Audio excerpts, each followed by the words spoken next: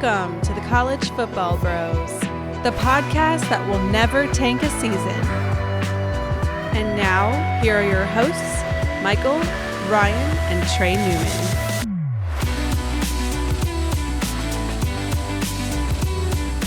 Welcome to the College Football Bros podcast. I'm Michael Newman, and I'm joined by the brother in Marina Del Rey.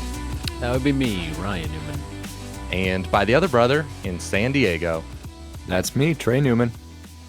All right, well, if you saw the title of the episode, we are not previewing the ACC as promised, and the reason for that is just the last couple of weeks, there's so much uncertainty with whether there will be a season in the fall or what it will look like, so we're going to give it at least a few weeks and just see if there's more clarity before we start doing previews. We want to make sure when we do the preview episodes, it's right before the season starts for sure. So yeah, exactly. So playing it by ear. But this episode, we're going to go through some of the X factors for that season. And before we get to that, though, Trey, we've got some 5-star reviews. Yeah, we got one from Hayden Halling. He says, it's titled Best College Football Podcast. Coming from Spotify, this podcast overall is amazing. Gives an incredible podcast that is informative and funny. No other college football podcasts compare. Go Utes. It's so true. Every other podcast sucks but ours. Yeah, I didn't even know there were other podcasts. There might not be, but if they do, they suck. All right. We had one other one here. It's from, I don't know, Gunner, maybe Goner. I don't know. It's kind of a funky one. Anyways, he says, one of the best. Insightful and entertaining college football fans provide a great show on a regular schedule. We do keep our schedule. We haven't missed a week in quite a long time. I don't know. It's been a couple years or something. It's been a long time. Did we miss a week once? On maybe an off season, we did it like we used to not in the off season do every week, but now we do. Yeah. We're dedicated. Okay, let's get into the X factors then. So we have 10 X factors for this season. Not a top 10 necessarily, not in any particular order, but just a list of 10 here. So Trey, what's our first X factor? The first X factor is LSU's offense. I'm really anxious to see how this offense unfolds this year. I mean, most likely at quarterback, you're going to have junior Miles Brennan take over for Joe Burrow. I mean, we all know there is almost literally no possible way that he'll match Burrow's production.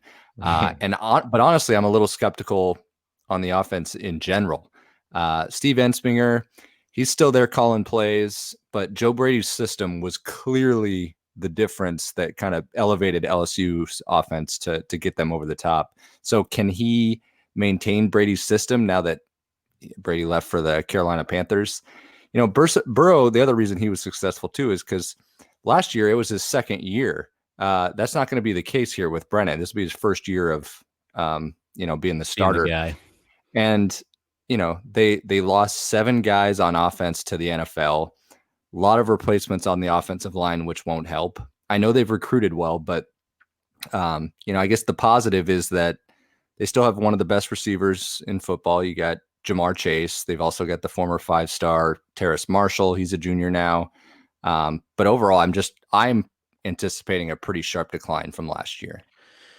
I mean, this X factor could almost just be the Joe Brady factor. And it's gonna, seemed to be the main reason as to why they took such a huge jump. Of course, it's not the only one. They had such good talent around it, but 60 touchdown passes though last year. That's just nuts. I mean, it is. I don't know. That's nuts. But you got so many big guys to replace. Clyde Edwards-Helaire. How are you going to replace him on the ground? I mean, he was awesome last year. But yeah, Justin Jefferson, he's kind of maybe the even underappreciated guy compared to Jamar Chase. Jefferson may have been the best receiver they had. He was awesome. So they do bring in a new great tight end, Eric Gilbert. Yeah. So he's going to be a stud. So he'll probably fill in right in for Thaddeus Moss and won't miss a beat. Maybe even be better. He might have a little more upside than Moss. So there's obviously going to get worse. It's just impossible not to. But I don't think they're going to go to like 2018 mode where they're that bad. So I think it's going to be maybe a little bit more of a happy medium. But anybody expecting Miles Brennan to be in the Heisman combo needs to check themselves probably. Yeah, well, SP Plus projects LSU to have the 5th best offense in 2020. Yeah, what do you guys think? I see Trey Yeah, it's shaking a his little head. too high, man. I don't buy it. There's too much maybe recency bias in that one. Yeah, I think this is probably a difficult situation for a one-size-fits-all projection system, just because it was such Yes. an outlier season by LSU last year. Even if you do forecast a huge regression, it's still, grades out as one of the best offenses in college football. So they're 128th in returning production. There's only As a 130 team teams. or So. yeah, What's that? as a total team or just the offense? No, just the offense. Okay. So yeah, they obviously lose a lot. And until they prove that they're like Oklahoma, if they lost all this talent, I wouldn't really worry too much. I'd just be like, well, Lincoln Riley's gonna put out another They top lost a 5 ton of offense. offensive linemen before last year, and then their offensive line was still really good this past year. And OU, and you're talking about, yeah, yeah. OU, and then a great quarterback, a new QB. It's like okay, but now they're It still doesn't there. matter.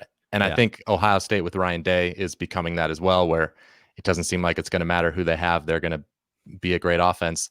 LSU, I need to see it before I believe it. I think they'll be good this year, but Yeah. I'm not sure great. Yep. Yeah, I'm with you on that. Okay, our number 2 X factor here is Oregon quarterback Tyler Shough. Shough. And what's that? Shough. No. It's haven't we should gone be. through this? It should be. It should be. That's not Shuck. It's spelled show, but Yeah. anyway, pronounced Shuck, I believe.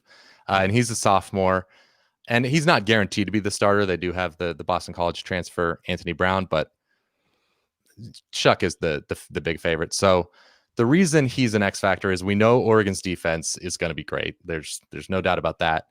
And on offense, there are some promising pieces around him. So first of all, he's got Joe Moorhead as offensive coordinator coming in from Mississippi State.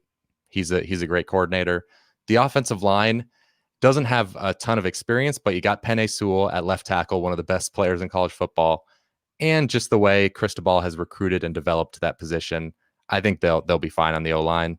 And then skill talent wise, you got CJ Verdell and Travis Dye, arguably the best running back duo in the Pac-12.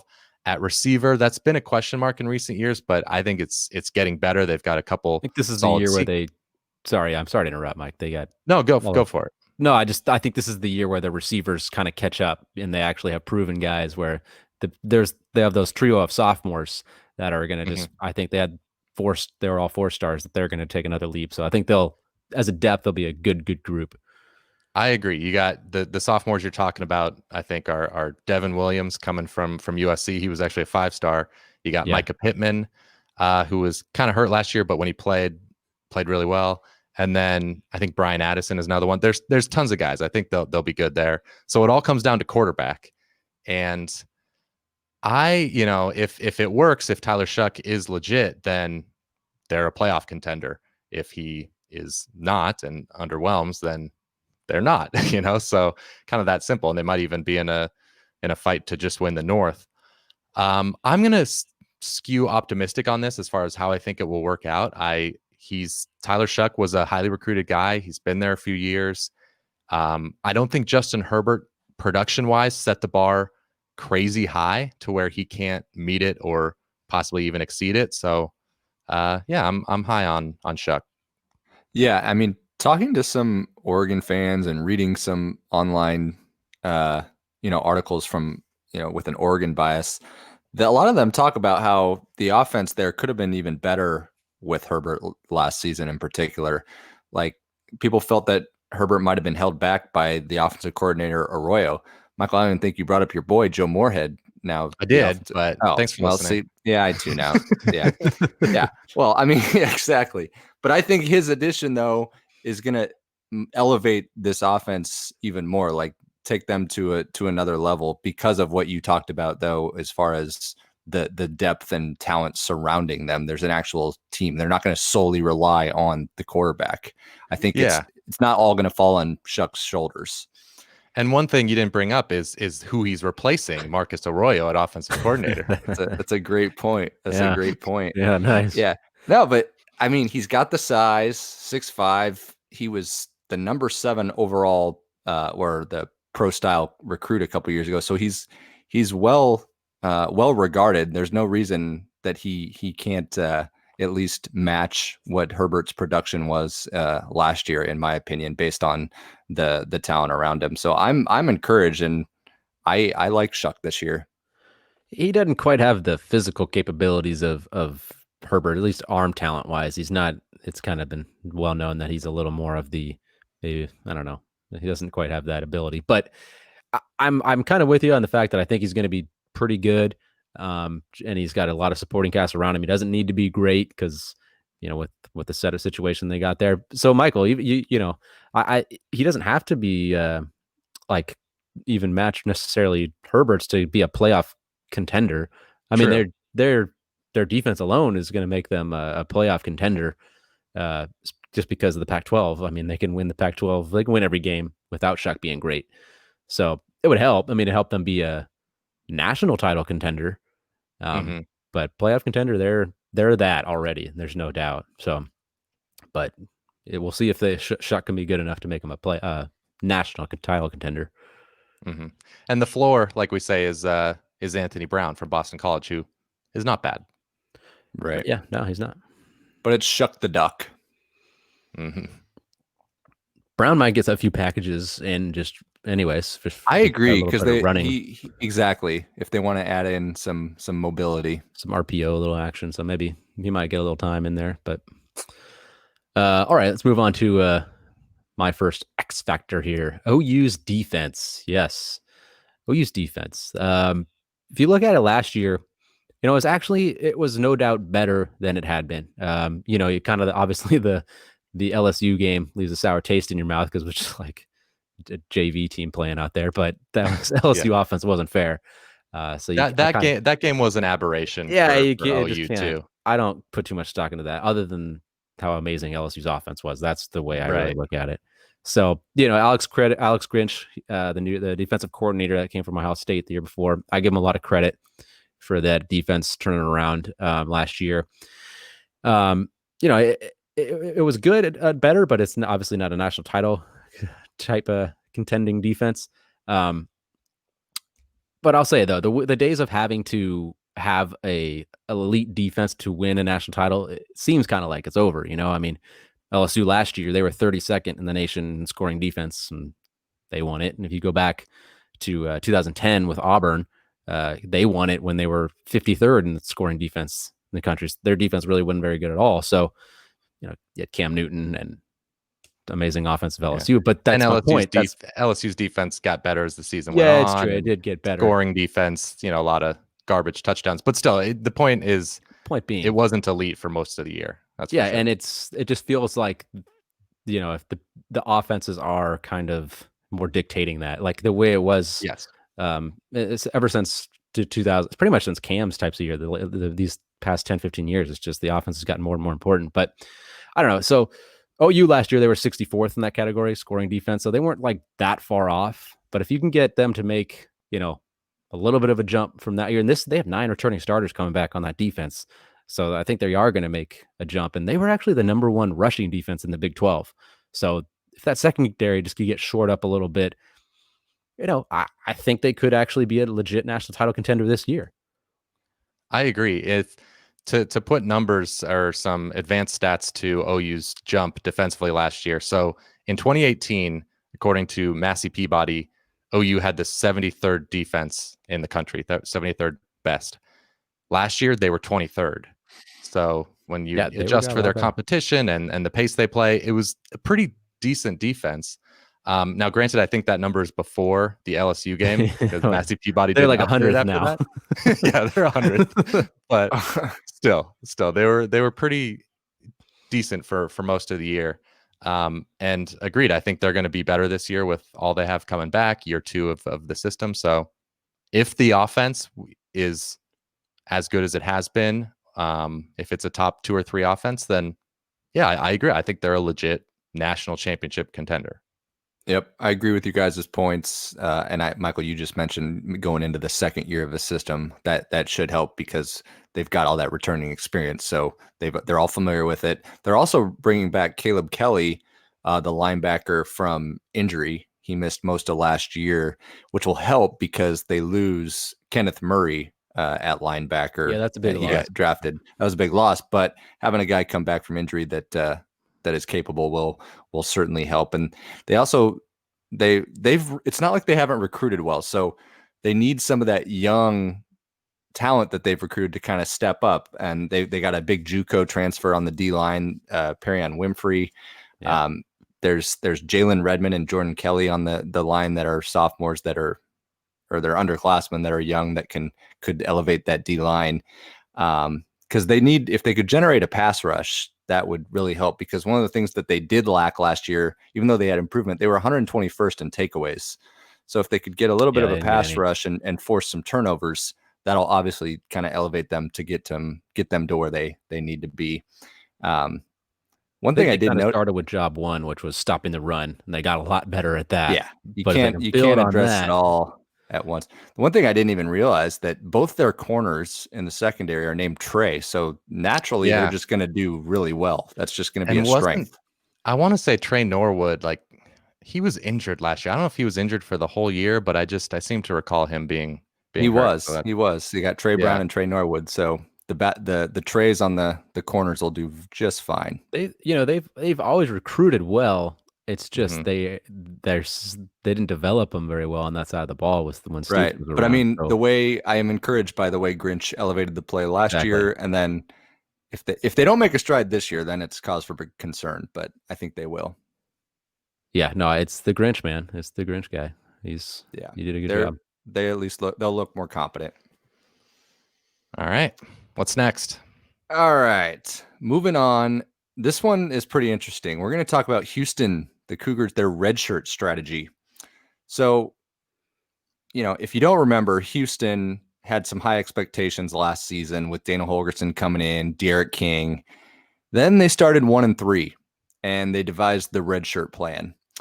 Since the rules give players the ability that haven't used the redshirt to do so, so they ended up saving some of their best players and pushing them into the 2020 season. The only problem is that Derek King was one of them, their quarterback. He ended up deciding to transfer away, but they still have a great receiver in Keith Corbin, running back Mo Bakar, amongst others that actually redshirted. So, and Clayton Tune, the quarterback that's coming back, he's not a slouch, and especially with year 2 under Holgorsen. I'm not saying he's Derek King at all, but yeah, he, year 2 Dana Holgorsen with some of those weapons. It'll be interesting. I'm really curious to see how it pans out. And it's like if the Houston offense lights it up with those guys that redshirted, it could set a precedent for teams in the future to maybe do the same. So I kind of more wanted to talk about this strategy and if you guys thought it might continue in college football. So kind of hear what you guys have to say. Yeah, I mean, we haven't seen a whole team do the strategy as aggressively as Holgorsen did. There's been individual players, and actually a couple at Miami. So you look at Zach McLeod, their linebacker, last year redshirted his senior year, I believe. And just because he wasn't quite getting as much playing time as he had his career there, and just wanted to, come back and have a great 2020. And then this year, Navon Donaldson, one of their offensive linemen, coming off an injury. So that's part of the reason for it. But it kind of feels like just a similar situation to Zach McLeod that he's doing. So it's interesting. I think it's going to work out for Houston. They're going to be a lot better this year. I think they're top 5 in returning production coming back just because of, they're not losing many seniors because they redshirted quite a few of them. But another reason they're going to be better is just because they had so many injuries last year and they had transfers. That's another part of what Holgorsen did. He brought in a lot of Power 5 transfers that had to sit out last year. So that's going to help make the redshirting seniors look even better. The fact that there's other factors at play that are going to allow Houston to have a good season. But I mean, I don't know. I like the strategy. So I think it could happen if someone else is in a similar situation at a tough new job.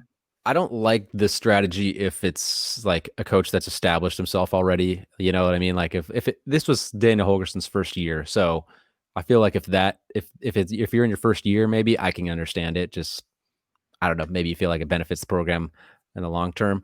But that's about the only time I could ever say like, okay, I'm cool with it. Cause if you try to make it a habit, or I mean, nobody's going to do it like all the time, but like it just, it's, you're pretty much wasting a season.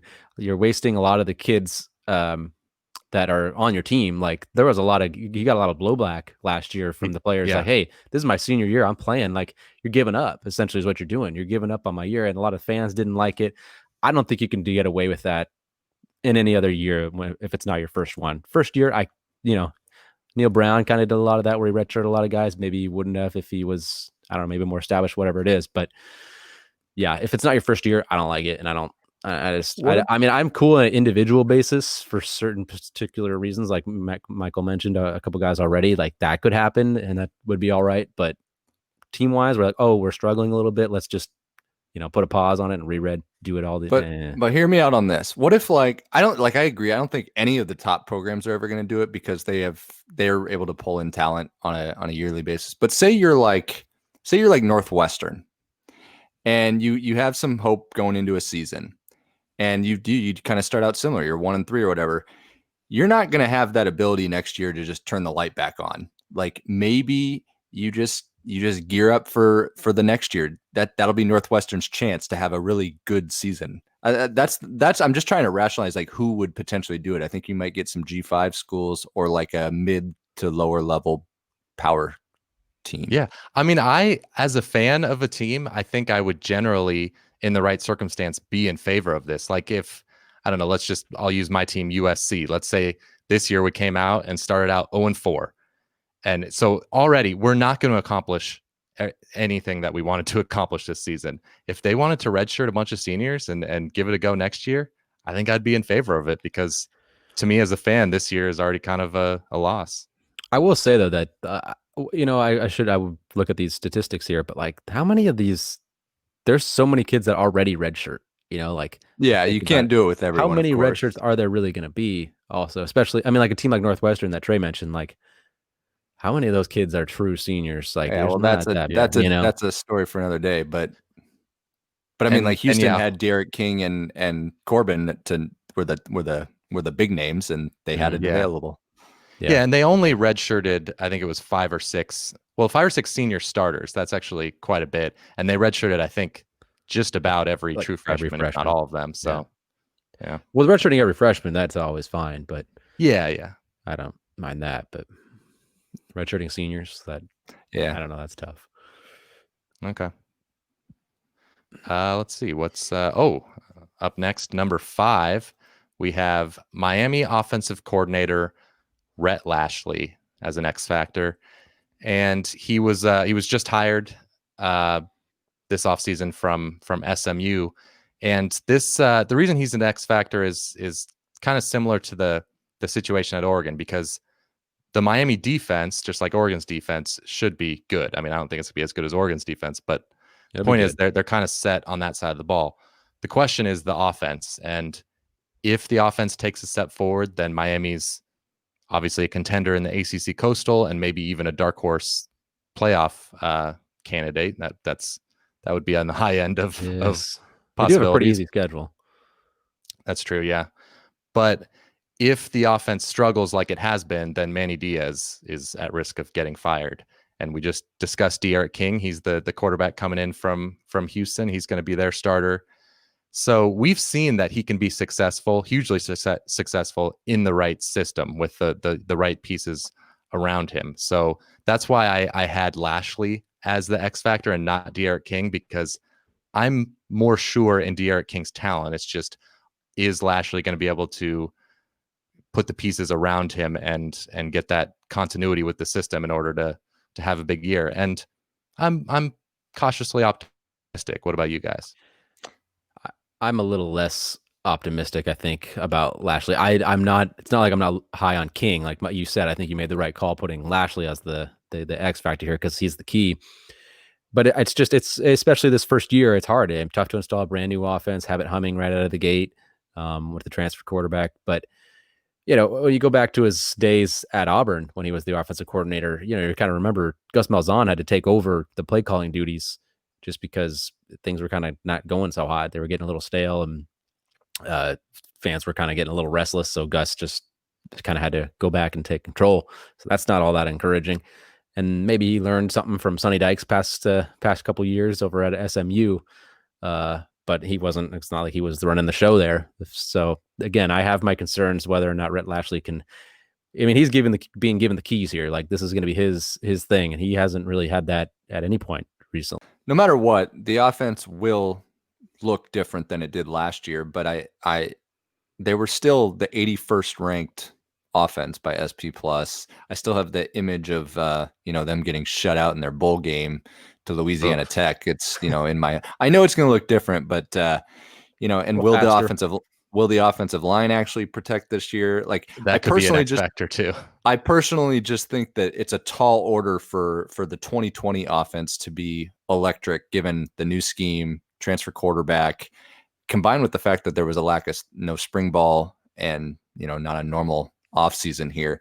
Like, don't get me wrong, I love King as much as the next guy, but it just seems like it's a lot to ask him to kind of carry the Canes. I mean, they'll be better, but I don't know how. I think the ceiling is being. I think people are kind of overblowing how good it could potentially be. I hope it pans out, and I actually think Lashlee. I'm actually okay with Lashlee for the future, but this first year might be a little tougher than expected. Yeah. I think running more of a spread than Dan Enos was, more pro style, is the right direction to move. Especially I agree. With King, but yeah. I'm hoping it works this year. Miami talent, though. You got to unlock those.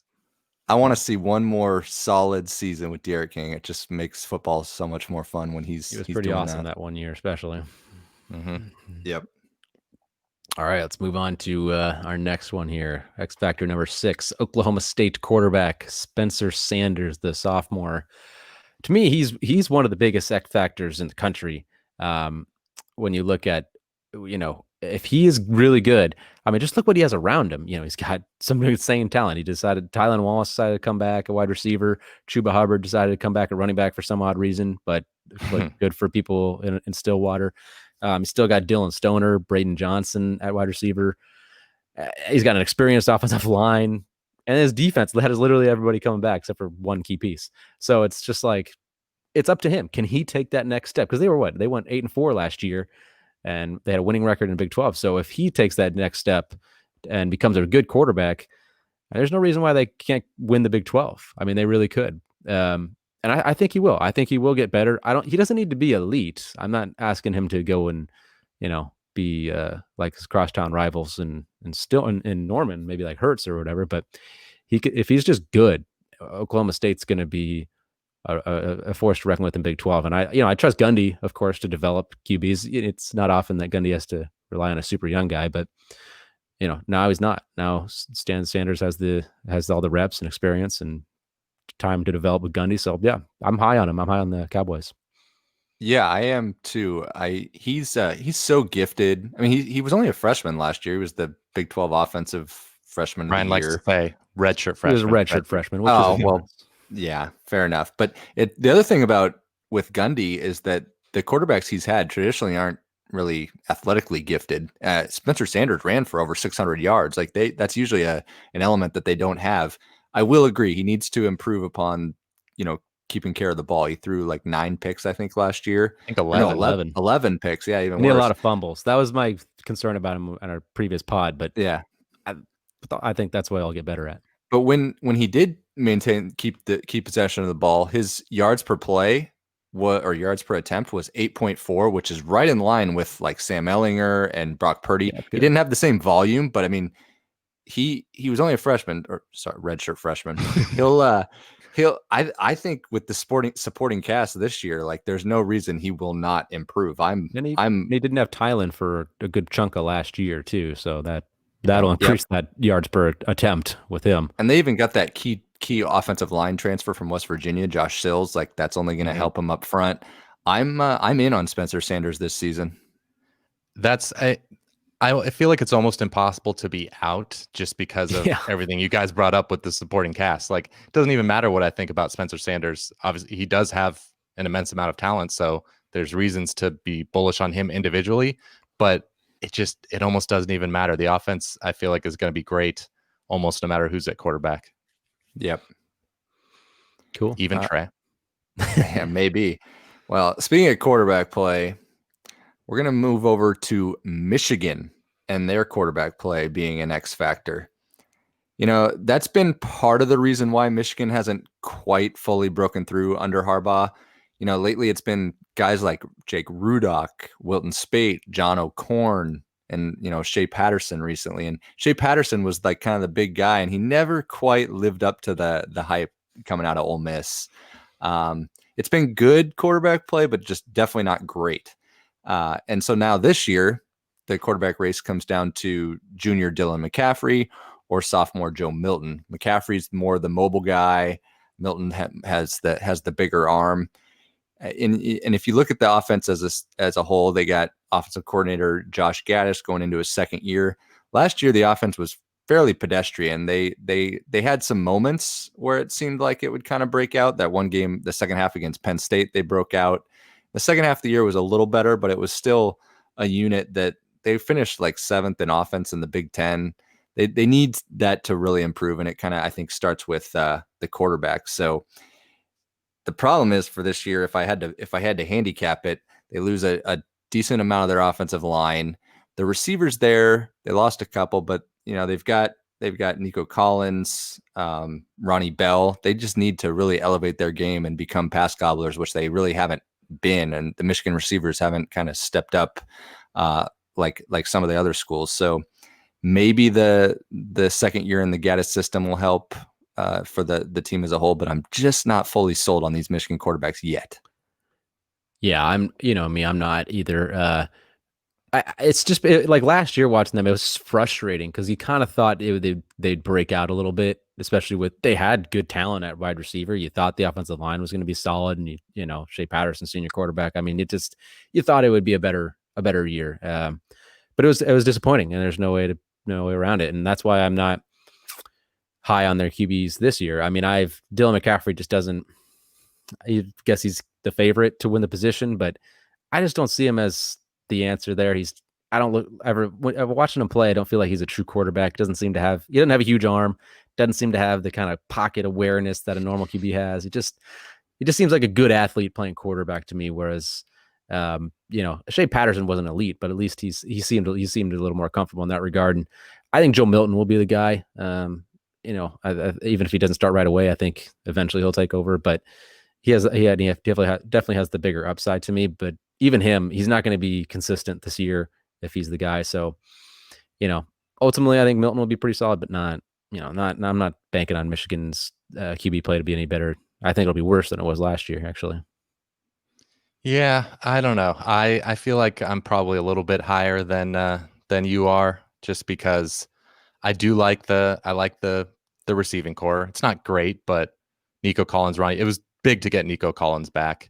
Yeah. And they've got good running backs, Hassan Haskins, Zach Charbonnet, having a good season last year. So the skill talent's good.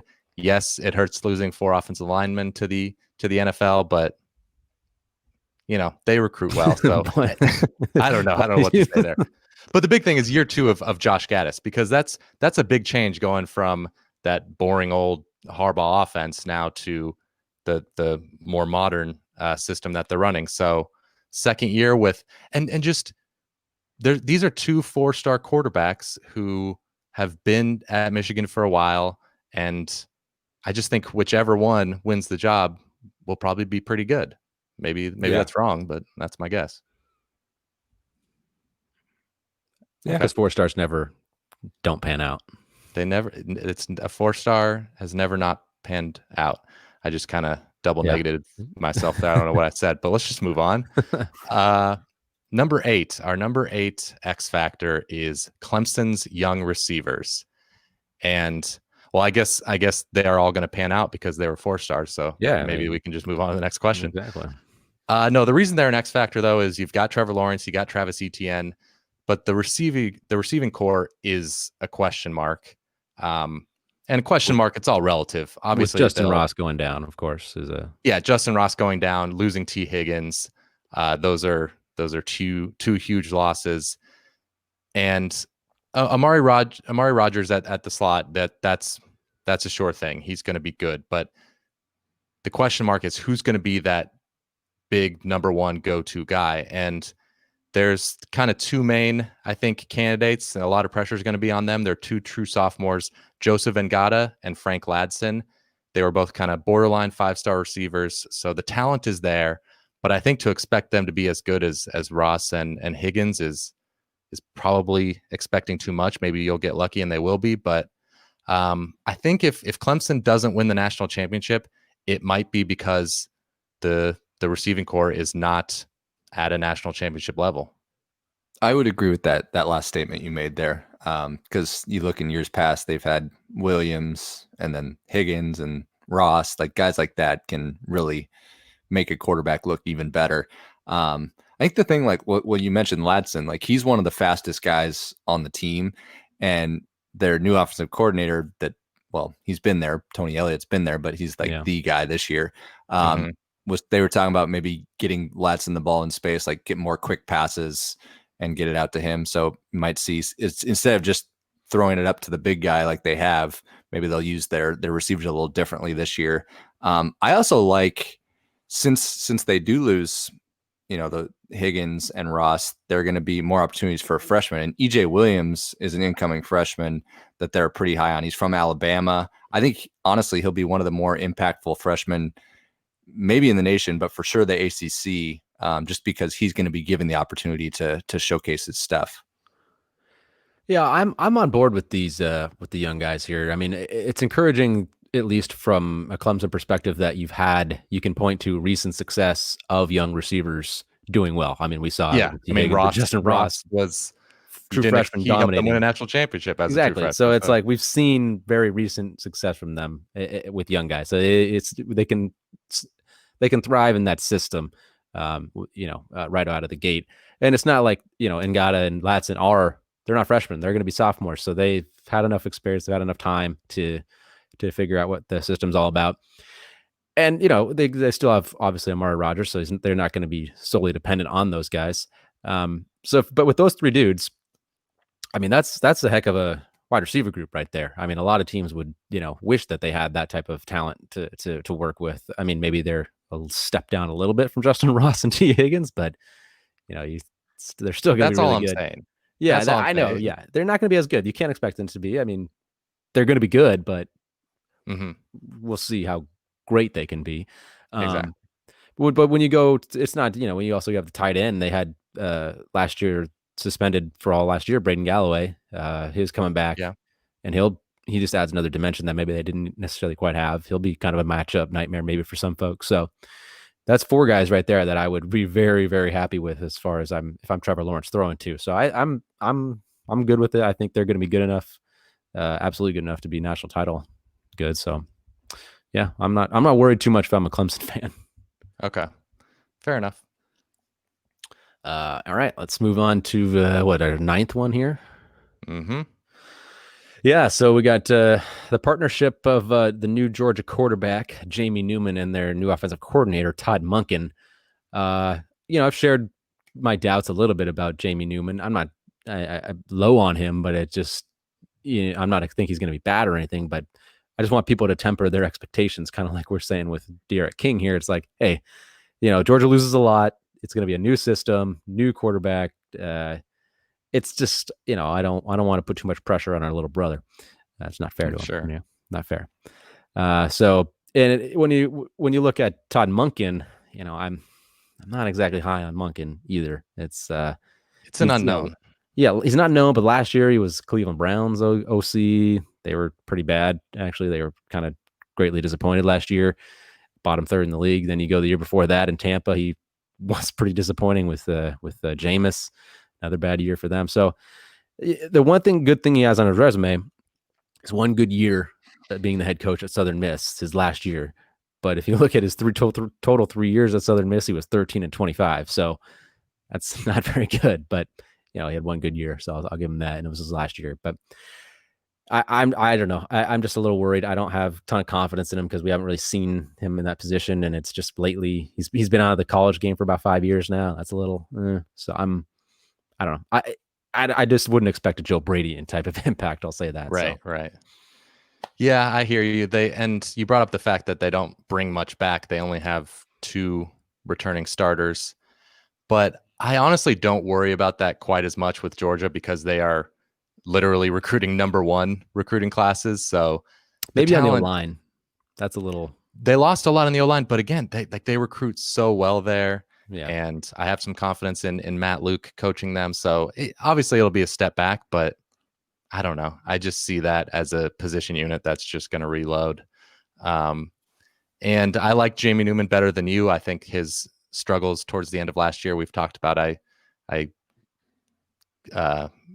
excuse because of injuries on his team. So I'm not going to say I'm super optimistic about the offense because, like you say, new system, new quarterback, shortened off season. It's not the best time to be doing this, but I'm higher than you. I am as well. I think there's going to be a lot of new in 2020 with the coordinator, the quarterback, and obviously the turnover in the team and the personnel. But I'm encouraged. I really like Newman. I love his dual threat ability, and I honestly think right out of the gate he's better than what Jake Fromm was last year. So they don't need to improve. They were a couple years removed from being a play away from the national title. So it's there, and like they lost their running back Swift, but they got like the 5-star one of the top prospects a couple of years ago, Zamir White. Like he should be good. George Pickens is as good of a receiver out there. He's a sophomore. I mean, there are some weapons, and then you add in the fact that Newman can run the ball, and like Fromm, like they might use that dual threat capability to their advantage. Say what you want about Todd Monken, but he'd be a dummy not to at least use that. So I'm curious. I'm optimistic, I guess, more so than Ryan. So I think they'll have a good year.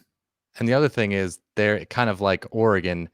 The offense doesn't need to be great in order for them to be a national championship contender because the defense is arguably the best in the nation. Yeah, that is where I'm saying here. Like I'm high on Georgia overall as a team. I think, like you just said, I consider them a national title contender. But just because of the defense, and the offense isn't going to be bad. I'm definitely not trying to say that, but it's not going to be the thing that carries them to the national title. Mm-hmm. All right. Well, then we are on to our last X factor.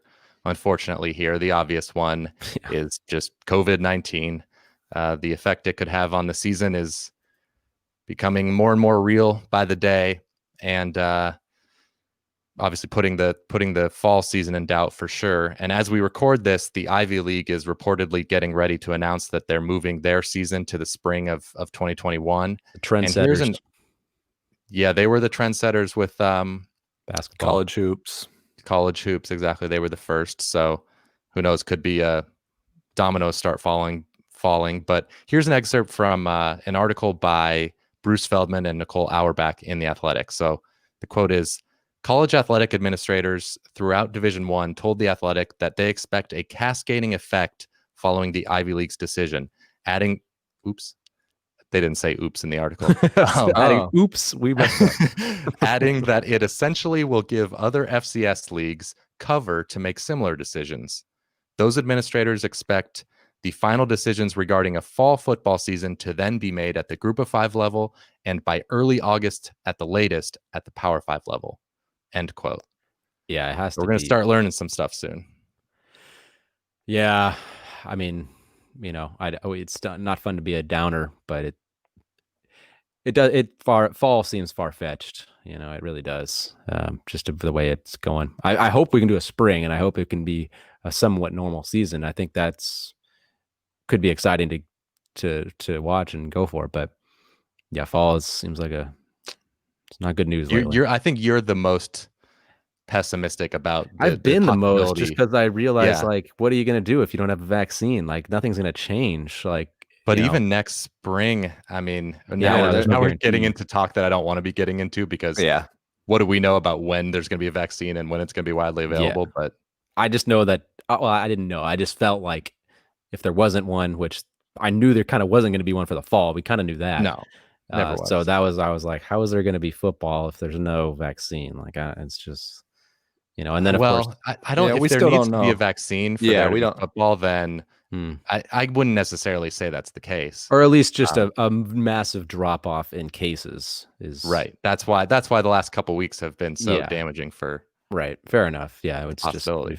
yeah.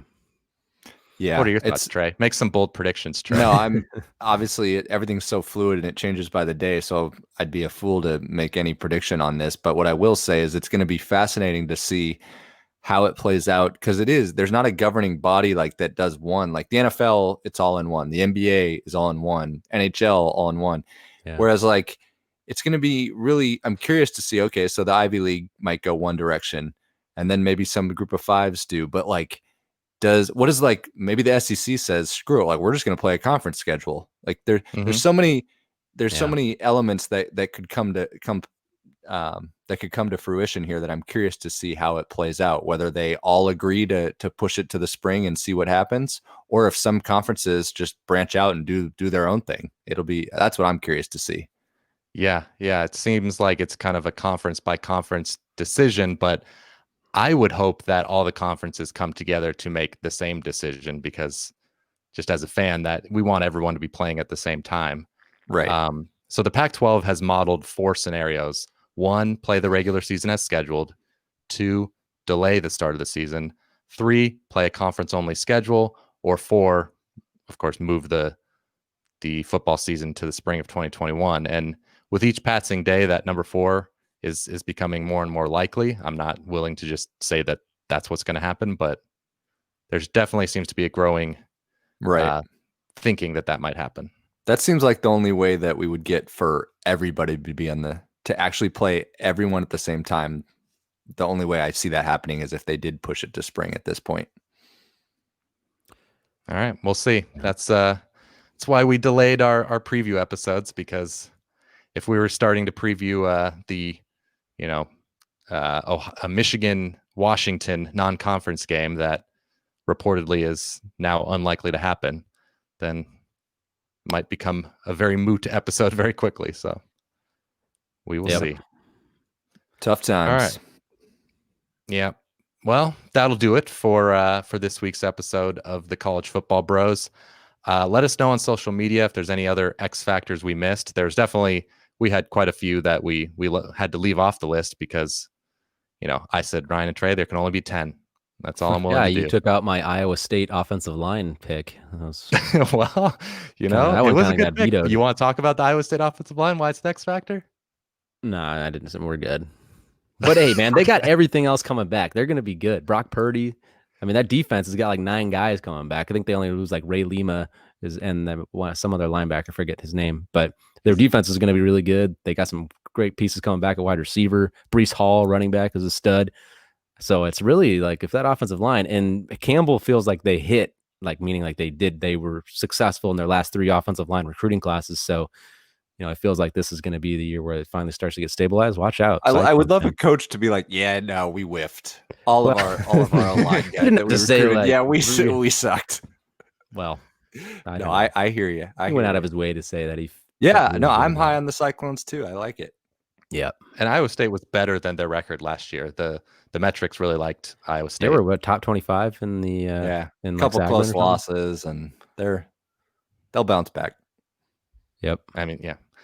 Okay, well, now that'll do it. Ryan got in his Iowa State offensive line talk. Well, you love Iowa State, so you love Chad Campbell. I do too. No, Did I'm I say Chad Campbell?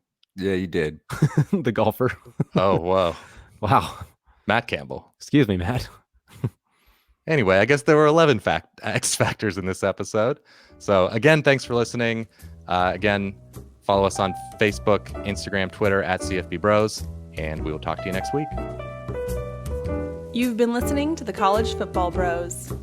If you have any questions for the next podcast, email them to collegefootballbros@gmail.com. To keep up with the brothers on social media, like them on Facebook at College Football Bros, follow them on Instagram at College Football Bros, and for their commentary on Saturdays, follow them on Twitter at CFB Bros. Thanks for listening.